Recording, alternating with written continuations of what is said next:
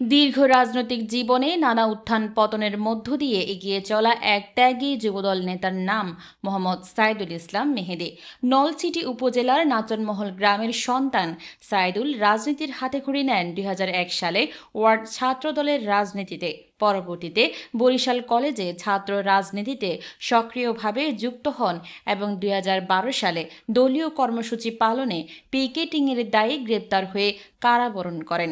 রাজনৈতিক আদর্শে অনড় সাইদুল ওই সময়ের বরিশাল মহানগর বিএনপি নেতা আহসান হাবিব কামালের সঙ্গে একই জেলে ২৪ দিন কারাভোগ করেন। এরপর ২০১২ থেকে ২০১৪ সাল পর্যন্ত ৩ দফায় রাজনৈতিক কারণে কারাবরণ করেন তিনি।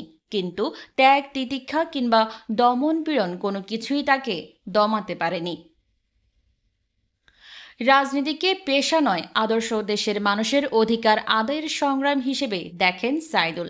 তিনি বলেন, আমার রাজনীতি শুরু হয়েছিল তৃণমূল থেকে, অন্যায়ের প্রতিবাদে। কারাগারে থেকেও বিশ্বাস হারায়নি, এখন চাই সেই ত্যাগের সঠিক মূল্যায়ন।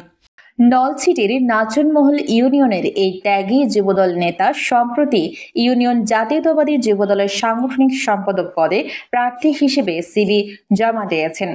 দলীয় নেতাকর্মীদের প্রত্যাশা, দীর্ঘদিনের নিরলস পরিশ্রম, ত্যাগ ও সাহসিকতার স্বীকৃতি এবার তিনি যেন পান।